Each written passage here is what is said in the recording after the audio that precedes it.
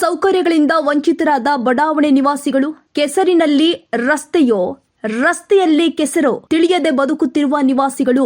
ಈ ಬಡಾವಣೆ ನಿವಾಸಿಗಳು ಓಟಿಗಷ್ಟೇ ಬೇಕು, ನಂತರ ಇವರನ್ನ ಕ್ಯಾರೆ ಅನ್ನೋಲ್ಲ ರಾಜಕಾರಣಿಗಳು. ಕೆಸರು ಗದ್ದೆಯಾದ ರಸ್ತೆ, ಹನಿ ಹನಿ ನೀರಿಗೂ ನಿವಾಸಿಗಳ ಪರದಾಟ. ಬೊಮ್ಮಸಂದ್ರ ಪುರಸಭೆ ವ್ಯಾಪ್ತಿಯ ರೈನ್ಬೋ ರೆಸಿಡೆನ್ಸಿ ಲೇಔಟ್ನಲ್ಲಿ ಅವ್ಯವಸ್ಥೆ. ಆನೇಕಲ್ ತಾಲೂಕಿನ ಕಿತ್ತಗಾನಹಳ್ಳಿ ಸಮೀಪದ ರೈನ್ಬೋ ರೆಸಿಡೆನ್ಸಿ ಲೇಔಟ್ ಸುಮಾರು 400ಕ್ಕೂ ಅಧಿಕ ಮನೆಗಳಿರುವಂತಹ ಲೇಔಟ್ನಲ್ಲಿ ಸೂಕ್ತ ರಸ್ತೆ ವ್ಯವಸ್ಥೆ ಇಲ್ಲದೆ ನಿವಾಸಿಗಳ ಪರದಾಟ. ಆನೇಕಲ್ ಶಾಸಕ ಬಿ ಶಿವಣ್ಣಗೆ ಒಳಪಡುವ ಬೊಮ್ಮಸಂದ್ರದ ರೈನ್ಬೋ ಲೇಔಟ್ ಮಳೆ ಬಂದ್ರೆ ಕೆಸರು ಗದ್ದೆಯಾಗುವ ಲೇಔಟ್ ರಸ್ತೆಗಳು. ಜನರು ಮನೆಯಿಂದ ಹೊರಬರಲಾಗದೆ ಪರದಾಟ. ಕೆಸರಿನ ರಸ್ತೆಯಲ್ಲಿ ಜೀವ ಕೈಯಲ್ಲಿ ಹಿಡಿದು ನಿವಾಸಿಗಳ ಓಡಾಟ. ಹದಗೆಟ್ಟ ರಸ್ತೆಯಲ್ಲಿ ಬೀಳುತ್ತಿದ್ದಾರೆ ಬೈಕ್ ಸವಾರರು. ನಿವಾಸಿಗಳು, ಶಾಲಾ ಮಕ್ಕಳು, ವಯಸ್ಕರು ರಸ್ತೆಯಲ್ಲಿ ಓಡಾಡಲು ಪರದಾಟ. ಲೇಔಟ್ನಲ್ಲಿ ಮೂಲಭೂತ ಸೌಕರ್ಯಗಳು ಮರೀಚಿಕೆ. ನೀರಿಲ್ಲದೆ ಜನರ ಪರದಾಟ. ನೀರಿನ ಮೊರೆ ಹೋದ ನಿವಾಸಿಗಳು. ಕೆಸರು ಗದ್ದೆಯ ರಸ್ತೆಯಲ್ಲಿ ಬರೋದಿಲ್ಲ ಅಂತಿದ್ದಾರಂತೆ ನೀರಿನ ಟ್ಯಾಂಕನ್ನವರು. ಇನ್ನು ಬೊಮ್ಮಸಂದ್ರ ಪುರಸಭೆ ಅಧಿಕಾರಿಗಳ ಗಮನಕ್ಕೆ ತಂದ ನಿವಾಸಿಗಳು. ಇನ್ನು ಸಮಸ್ಯೆ ಬಗೆಹರಿಸದ ಬೊಮ್ಮಸಂದ್ರ ಪುರಸಭೆ ಅಧಿಕಾರಿಗಳ ವಿರುದ್ಧ ವ್ಯಾಪಕ ಆಕ್ರೋಶ ವ್ಯಕ್ತವಾಗ್ತಾ ಇದೆ. ಈ ಬಡಾವಣೆ ಬಂದು BMRD ಅನುಮೋದಿತ ಬಡಾವಣೆ. ಈಗ ಈ ಜನಗಳಿಗೆ, ಇಲ್ಲಿನ ನಿವಾಸಿಗಳಿಗೆ ಮೂಲಭೂತ ಸೌಕರ್ಯಗಳು ಮರೀಚಿಕೆ ಆಗಿದೆ. ಯಾವುದೇ ಮೂಲಭೂತ ಸೌಕರ್ಯಗಳು ಸಿಗ್ತಾ ಇಲ್ಲ. ಇಲ್ಲಿ ಈ ಲೇಔಟ್ಗೆ ಈಗ ಮಳೆಗಾಲ ಬಂದ್ರಂತೂ ಮೊನ್ನೆ 6 ತಿಂಗಳಿಂದ BWSSB ಅವರು ಒಂದು ಸ್ಯಾನಿಟರಿ ವರ್ಕ್ ಮಾಡಿದ್ರು. ಅವರು ಮಾಡಿಬಿಟ್ಟು ಹಾಗೆ ಸುಮ್ಮನೆ ಮಣ್ಣು ಮುಚ್ಚಿಬಿಟ್ಟು ಹೊರಟುಬಿಟ್ಟಿದ್ದಾರೆ. ಆ ಮಣ್ಣಿಂದ ಈಗ ಏನಾಗಿದೆ ಅಂದರೆ ಮಳೆ ಬಂದಾಗ ಈ ಥರ ಕೆಸರು ಗದ್ದೆಗಳಾಗಿ ನಿಂತ್ಕೊತವೆ. ಇದು ಒಂದು ಸಮಸ್ಯೆ. ರಸ್ತೆ ಇಲ್ಲ. ಈ ರಸ್ತೆ ಇಲ್ಲದಾಗ ಪಾಪ ಇದರಲ್ಲೇನೆ ವಯಸ್ಸಾದವರು, ಶಾಲಾ ಮಕ್ಕಳು ಮತ್ತು ಈ ಹೆಣ್ಮಕ್ಳು ಎಲ್ಲನೂ ಜಾರಿ ಬಿದ್ದು ಸುಮಾರು ಸಾಕಷ್ಟು ಜನಕ್ಕೆ ಗಾಯಗಳಾಗಿದ್ದಾವೆ. ಮತ್ತು ಇಲ್ಲಿ ಈ ಲೇಔಟ್ಗೆ ನೀರಿಲ್ಲ ಸರ್. 6 ತಿಂಗಳಾಯಿತು. ಎಲ್ಲನೂ ಟ್ಯಾಂಕರ್ ನೀರ ಮೇಲೆ ಅವಲಂಬಿತರಾಗಿದ್ದಾರೆ. ಈಗ ಟ್ಯಾಂಕರ್ಗಳು ಈ ರಸ್ತೆಗಳು ಈ ಥರ ಇದ್ದಾಗ ಟ್ಯಾಂಕರ್ಗಳು ಕೂಡ ಬರೋಲ್ಲ. ಆಗ ನೀರಿನ ಸಮಸ್ಯೆ ಆಗಿ ತುಂಬ ಇದೆ ಸರ್. ಇದೇ ಪರಿಹಾರ. ಬೇರೆ ದಾರಿ ಇಲ್ಲ ಸರ್. ಬೇರೆ ವಿಧಿನೇ ಇಲ್ಲ ಇಲ್ಲಿ. ಬೇರೆ ದಾರಿನೇ ಇಲ್ಲ. ಇಲ್ಲಿ ಏನಾಗಿದೆ ಅಂದರೆ ಇಲ್ಲಿ ವಿಧಿ ಇಲ್ಲ ನಮಗೆ. ಇದೇ ದಾರಿನೇ ಇರೋದು. ಈಗ ಲೇಔಟಲ್ಲಿ ಈಗ ನಾವು ಮುಖ್ಯದ್ವಾರದ ಮುಖ ಹೋಗ್ಬೇಕಂದ್ರೆ ಇದೇ ದಾರಿಯಲ್ಲಿ ಹೋಗ್ಬೇಕು.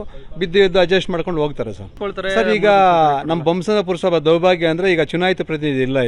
ಈಗ ಆಡಳಿತಾತ್ಮಕ ಅಧಿಕಾರಿಗಳಿದ್ದಾರೆ. ಅವರು ಸಮಸ್ಯೆಗಳು ಹೇಳಿದಾಗ ಬಂದು ತಾತ್ಕಾಲಿಕ ಪರಿಹಾರಗಳು ಕೊಡ್ತಾರೆ, ಇಲ್ಲ ಅಂತಲ್ಲ. ನಾವು ಇಲ್ಲ ಅಂದಾಗ ಆತ್ಮವಂಚನೆ ಆಗ್ತದೆ, ಆದ್ರೂ ಕೊಡ್ತಾರೆ. ಆದರೆ ತಾತ್ಕಾಲಿಕ ಪರಿಹಾರ ಅಷ್ಟೇ. ಇದು ಶಾಶ್ವತ ಪರಿಹಾರಗಳು ಸಿಗ್ತಾ ಇಲ್ಲ. ನೀರಿಲ್ಲ. ಈ ಲೇಔಟ್ನಾಗ ಒಂದೊಂದಕ್ಕೂ ಅಲಿತಾ ಇದ್ದೀರಿ. ಮಕ್ಕಳು ಹೋಗ್ಬೇಕು, ಸ್ಕೂಲ್ ಕಾಲೇಜ್ಗೆ ಹೋಗ್ಬೇಕು ಅಂದ್ರು ಬಾಧೆ, ವಯಸ್ಸಾದವ್ರು ಓಡಾಡಬೇಕು ಅಂದ್ರು ಬಾಧೆ, ಎಲ್ಲದಕ್ಕೂ ಬಾಧೆನೆ. ಮಳೆ ಬಂದರೆ ನೋಡಿ ರೋಡ್ಗಳಿಂಗವೆ, ಕೆಸರು ಗದ್ದೆ. ದೊಡ್ಡ ಮನುಷ್ಯರು ಓಟ್ ಬೇಕಾದಾಗ ಬರ್ತಾರೆ, ಟ್ಯಾಕ್ಸ್ ಕಟ್ಕೊತಾರೆ, ಎಲ್ಲ ಮಾಡ್ತಾರೆ. ಇದೆಲ್ಲ ವ್ಯವಸ್ಥೆ ಮಾಡಿಕೊಡ್ಬೇಕಲ್ಲ. ಇದನ್ನ ಮಾಡ್ತಾ ಇಲ್ಲ ಅಲ್ಲ ಅವರು. ಏನು ಮಾಡ್ತಾ ಅವ್ರೆ? ಮಕ್ಕಳೆಲ್ಲ ಹೆಂಗೆ ಗೊತ್ತಮ್ಮ ಸ್ಕೂಲ್ ಮಕ್ಕಳು? ಪಾಪ ಎಷ್ಟು ಬಾಧೆ ಗೊತ್ತಾ. ಬೆಳಗ್ಗೆ ಹೋಗ್ಬೇಕು ಅಂದರೆ ತುಂಬ ಬಾಧೆ ಇದೆ. ತುಂಬ ಬಾಧೆ. ಬಿದ್ದು ಎದ್ದು ತಿರ್ಗಾ ಹೋಗ್ಬೇಕು, ತೊಳ್ಕೊಬೇಕು, ಹೋಗ್ಬೇಕು. ಎಷ್ಟು ಕಷ್ಟಪಡ್ತಾರೆ ಗೊತ್ತಾ. ತುಂಬ ಕಷ್ಟ ಆಗ್ಬಿಟ್ಟಿದೆ. ಇದಕ್ಕೆ ನೀವೇ ಏನಾನ ಪರಿಹಾರ ಹುಡುಕೊಡ್ಬೇಕು. ವಯಸ್ಸಾದರು ಅಥವಾ ಯಾರಾದ್ರೂ ಪ್ರೆಗ್ನೆನ್ಸಿ ಲೇಡೀಸ್ ಏನಾದರೂ ಹೋಗ್ತಾ ಇದ್ದಾರಂತಂದರೆ ಹಾಗೆ ಹೂತೋಗುತ್ತೆ. ಅಷ್ಟು ಕೆಟ್ಟದಾಗಿದೆ ರೋಡು. ಮಕ್ಕಳು ಎಲ್ಲ ಸ್ಕೂಲ್ಗೆ ಹೋಗುವಾಗ ಬಿದ್ದೋಗ್ತಾ ಇದ್ದಾರೆ, ಕೈಕಾಲು ಮುರ್ಕೊತಾ ಇದ್ದಾರೆ. ಯಾವುದು ಕೂಡ MLAಗಳಾಗಲಿ ಯಾರು ಕೂಡ ತಲೆ ಕೆಡಿಸ್ಕೊತಾನೆ ಇಲ್ಲ ಈ ಏರಿಯಾನ. ಹಾಗೆ ಬಿಟ್ಬಿಟ್ಟಿದ್ದಾರೆ.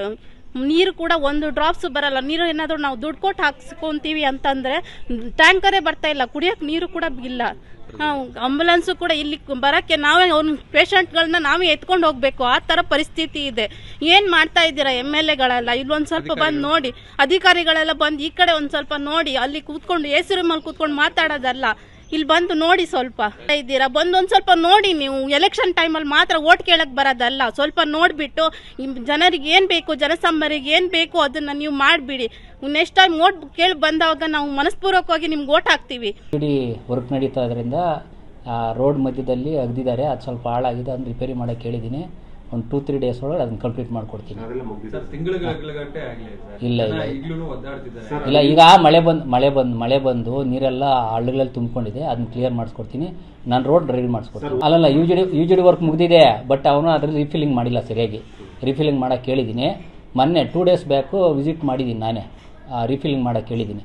ರೀಫಿಲಿಂಗ್ ಮಾಡಿಸ್ಕೊಡ್ತೀನಿ ಸರ್. ಅದೇ ಡ್ರೋಸ್ ಓಡಿಸಿ ನೋಡಿ, ಇದರಲ್ಲಿ JCB ಡ್ರೋಸ್ ಓಡಿಸಿ ಕ್ಲಿಯರ್ ಮಾಡಿಸ್ಕೊಡ್ತೀನಿ ನಾನು. ಯಾಕಂದರೆ ಅವನು ಏನು ಮಾಡಿದರೆ ಅಗ್ದಿದ್ದಾರೆ, ಪೈಪ್ಲೈನ್ ಮಾಡಿದ್ದಾರೆ, ಅದು ಸರಿಯಾಗಿ ಫಿಲ್ ಮಾಡಿಲ್ಲ ಅವರು. ಡೈರೆಕ್ಷನ್ ಕೊಟ್ಟಿದ್ದೀನಿ ಇವತ್ತು ಸಾಹೇಬ್ರ ಕಡೆಯೂ ಡೈರೆಕ್ಷನ್ ಕೊಡಿಸಿದ್ದೀನಿ, ಅಲ್ಲಿ ಬನ್ನಳ್ಳಿದಲ್ಲಿ ಹೇಳಿದ್ದಾರೆ.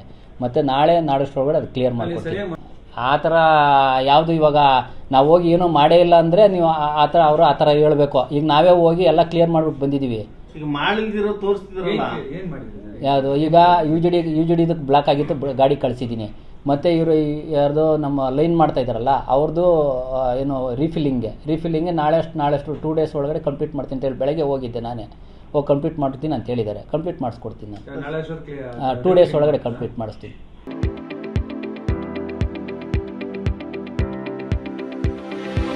ಯಶಸ್ ವಿದ್ಯಾಕೇಂದ್ರ ಮತ್ತು ಯಶಸ್ PU ಕಾಲೇಜಿನಲ್ಲಿ 2026-27ನೇ ಸಾಲಿನ ಪ್ರವೇಶಾತಿ ಆರಂಭವಾಗಿದ್ದು, ಮಾಂಟೆಸರಿಯಿಂದ 10ನೇ ತರಗತಿಯವರೆಗೂ ಹಾಗೂ PU ಕಾಲೇಜು ಪ್ರವೇಶಾತಿ ಪ್ರಾರಂಭವಾಗಿದೆ.